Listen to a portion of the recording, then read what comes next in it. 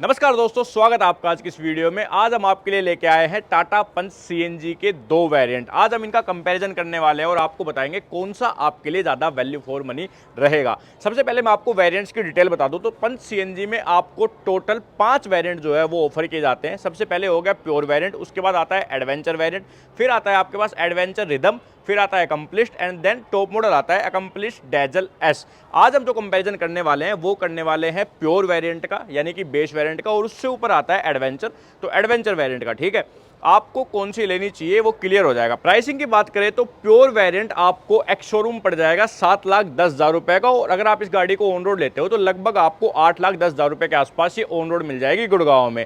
हम हैं अभी जेडएक्स टाटा मोटर्स गुड़गांव में। अगर आपको टाटा की कोई भी गाड़ी चाहिए तो आप यहाँ पे कॉन्टैक्ट कर सकते हो और अपनी गाड़ी बुक करवा सकते हो। अमित भाई की डिटेल आपको स्क्रीन पे मिल जाएगी, साथ ही डिस्क्रिप्शन में भी आपको उनके नंबर मिल जाएंगे। पंच लेनी हो, नेक्सॉन लेनी हो, कोई भी गाड़ी जो है वो आप यहाँ पे ले सकते हो। अब बात करें अगर एडवेंचर वेरिएंट की, तो इसका एक्स शोरूम प्राइस पड़ता है लगभग 7,85,000 रुपए।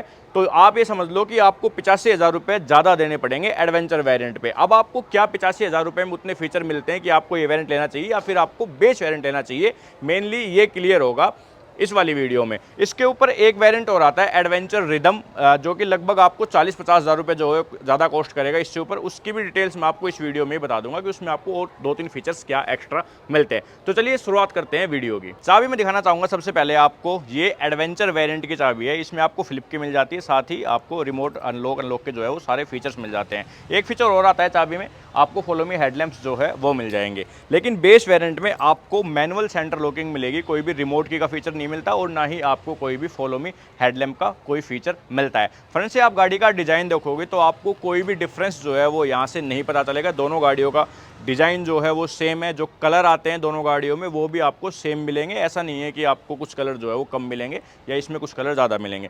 ठीक है, दोनों ही गाड़ियों में अपने को हेलोजन बेस जो है आपको हेडलैम्प मिलते हैं। कोई भी फॉग लैम्प का ऑप्शन आपको दोनों ही वेरिएंट में ऑफर नहीं किया जाता, इसलिए सामने से आपको गाड़ी सेम ही दिखने वाली है।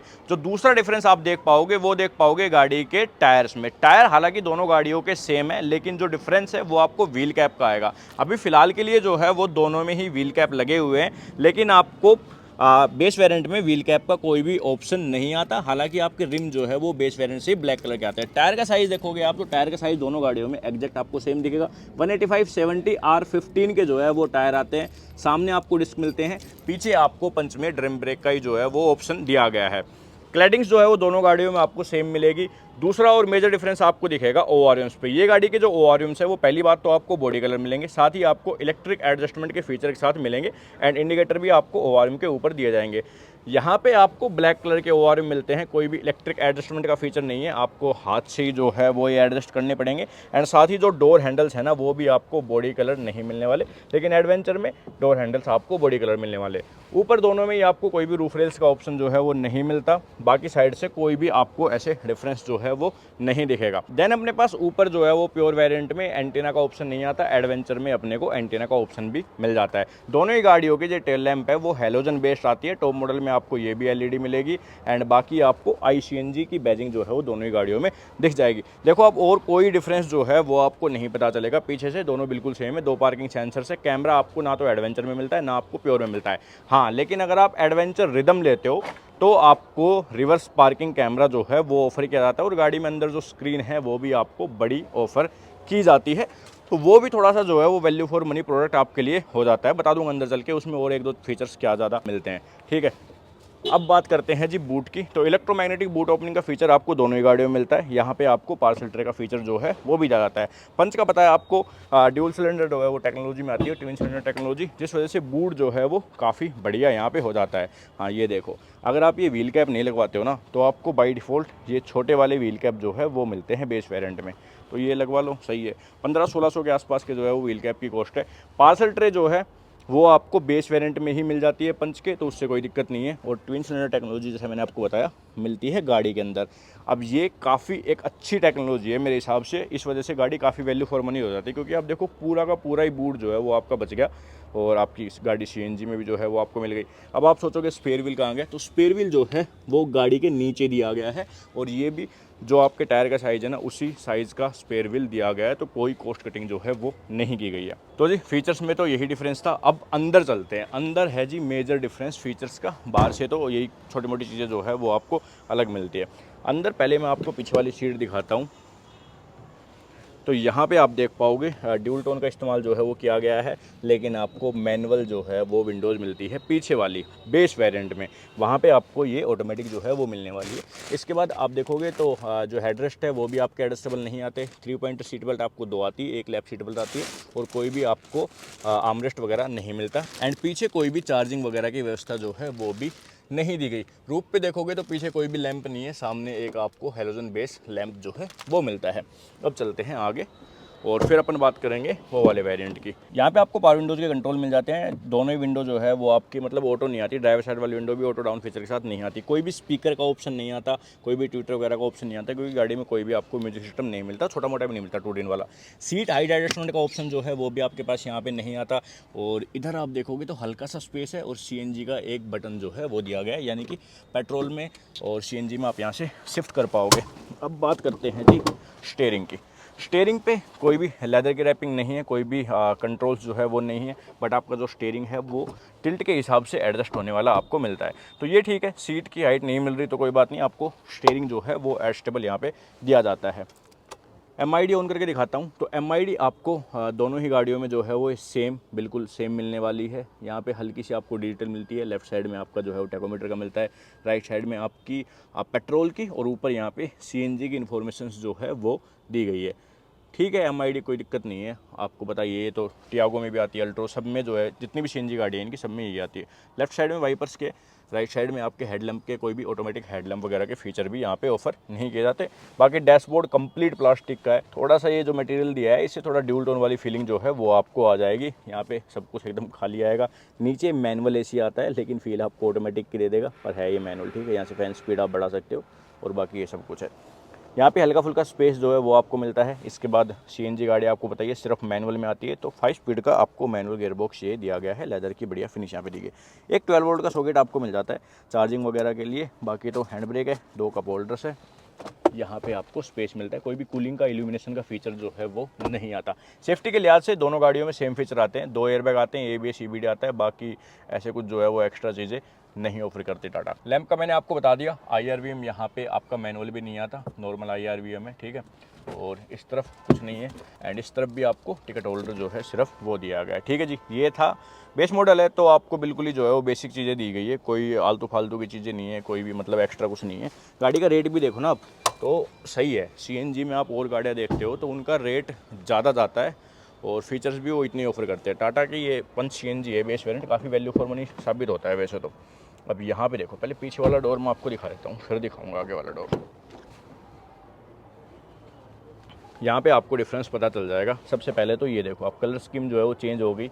ठीक है, वो वाइट था, ये वाइट नहीं है, ये थोड़ा सा जो आपको ग्रीन शेड दिखेगी। यहाँ पे आपको देन पावर विंडोज़ के कंट्रोल जो है वो आ गए। उसके बाद आप अंदर देखोगे तो अंदर आपको कोई चेंज नहीं दिखेगा, वही आपके 2 हेडरेस्ट है, 3 पॉइंट सीट बेल्ट है 2, पीछे कुछ भी नहीं है, यानी कि कोई भी USB का या फिर कोई भी रियर एसी वेंट्स वगैरह कोई फीचर नहीं आते, और आर्मरेस्ट जो है वो भी नहीं आता।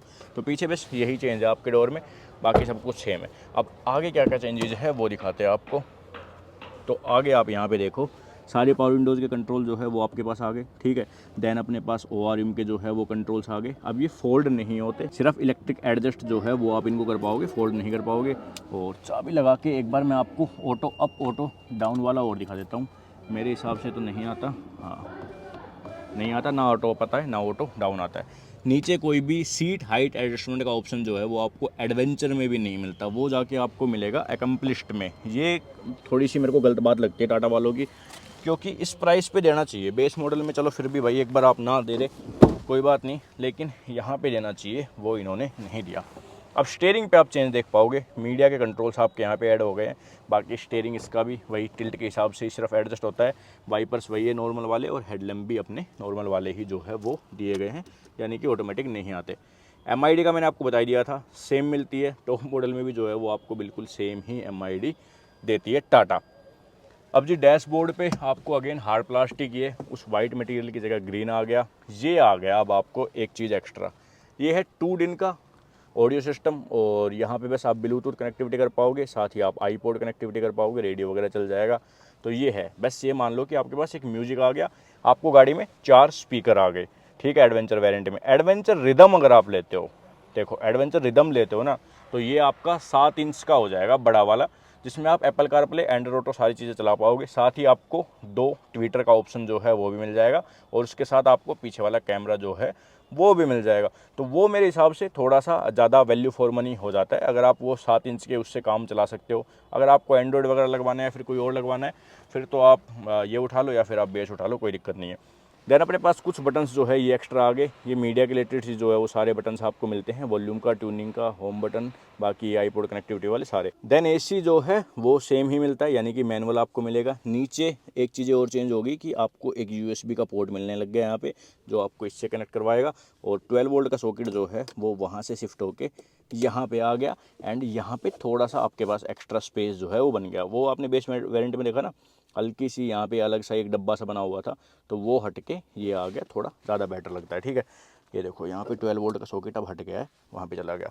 5 स्पीड का मैनुअल गियर बॉक्स ये आपका, ये भी, लेकिन आप देखोगे तो हल्की सी यहाँ पे ग्लोसी ब्लैक कलर की जो है वो फिनिश आ गई, पूरा रबराइज जो है वो नहीं है ये। और यहाँ पे भी आप देखोगे तो हल्की सी ग्लोसी ब्लैक कलर की फिनिश आ गई।